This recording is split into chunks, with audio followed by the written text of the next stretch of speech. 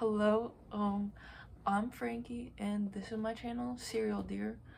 Um, I'm on Instagram under the same name, but this is my first video, and I just, as a short intro, I want this channel to be more about stuff I enjoy, and that's mostly movies and music and fashion and skateboarding, who knows what else. Yeah. So, um, Mysterious Skin is about two boys that were sexually abused by their baseball coach um, when they were about 9 years old. And Joseph Gordon-Levitt is Neil. Neil, he can remember everything that happened to him very well, like vividly, and his journey after that takes a more hypersexual route where he becomes a prostitute and gets himself into a lot of like scary and dangerous situations. And Brady Corbett is Brian. Brian cannot remember a thing that happened to him. He thinks that he was abducted by aliens, and he kind of becomes more secluded, and it's implied that he's asexual. So this movie is an indie film. It's relatively low budget, so it's not the most technically perfect film ever, and some of the acting is a little bit rough around the edges, but at the same time, Joseph Gordon-Levitt, Brady Corbett, and Bill Sage all did a fantastic job. With Brady Corbett, I think especially for how old he was when he was making it, I think that he did an incredible job. I think that his acting felt very relatable, and it felt very real, and I really appreciated it. Bill Sage, who played the coach, just did something in this movie that I don't think most people could do.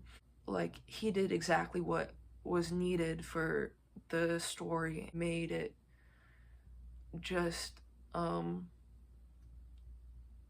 a great film. And it's something that I don't think your average actor could handle, and he deserves a lot of respect for it. I think Gregg Araki did a great job as director. I think that there are a lot of beautiful shots in it. I think his love for shoegaze really helped the movie be like as good as it was. I think all the music choices were very fitting, and they were at perfect moments.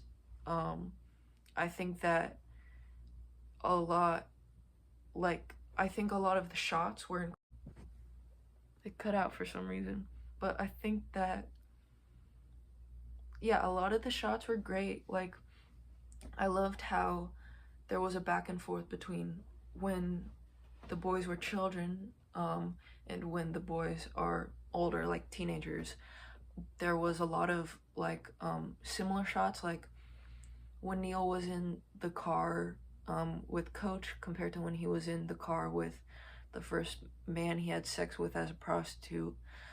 I think that a lot of the shots with Brian back and forth between when he was little and he was older, like when he felt what was going on, even if he didn't remember, like going back and like having those similar shots was fantastic.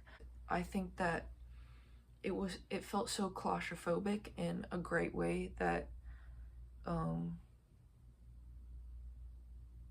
that I don't know if other directors could or would have done the same thing with the story, and I'm very thankful that he was in charge of it. So lastly, I sort of wanted to talk about how this movie is seen as disturbing. The story as a whole seems too much, or like it should not have been made, that sort of thing. And I just don't think that that's accurate in any way. I think that this movie being made has like helped a lot of people and has like really related to many people. Like the first time I watched it, I couldn't handle it. I was upset for days. But then like half a year later I went back and rewatched it, and since then I've watched it probably a dozen times, which sounds pretty crazy, but it's one of the most comforting movies that I can think of. Like, it's by far one of my favorite films. There are a lot of beautiful and comforting things that are in this movie that are hard to appreciate, especially if you haven't experienced anything similar to the two main characters. And so I understand why people are so quick to call it disturbing or terrifying or like crazy in some way, but I don't think that that's accurate. And it's like, it's weird because it isn't perfect. It is truly like an indie film, so there's a lot of like little minor issues that you notice, like whether it be in terms of the acting or the makeup being a little bit funny, but I think that other aspects of it really transcend that weirdness. And I think part of the reason it's so great is because it's weird like that, and I think that a lot of victims of these sorts of things feel that weirdness in their own life, and I think that that being portrayed on screen is something incredible. The reason why this movie is so great and so comforting is because it's upsetting, and I feel like if you as an audience member can get past the upsetting part of it all, then you can really appreciate it for how beautiful it is. It's so compassionate and so like overstated in a good way.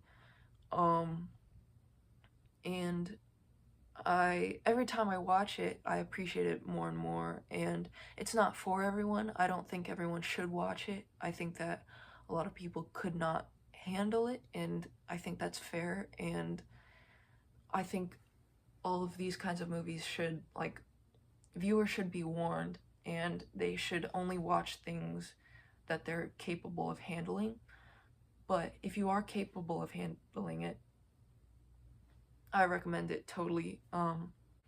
There actually was a really good video I watched that sort of inspired me to make this, and I'll link it below, but it's just about Minori and like how people think of it as such a disturbing anime in a way that I don't appreciate, because I think it should be appreciated for how beautiful it can feel to some people.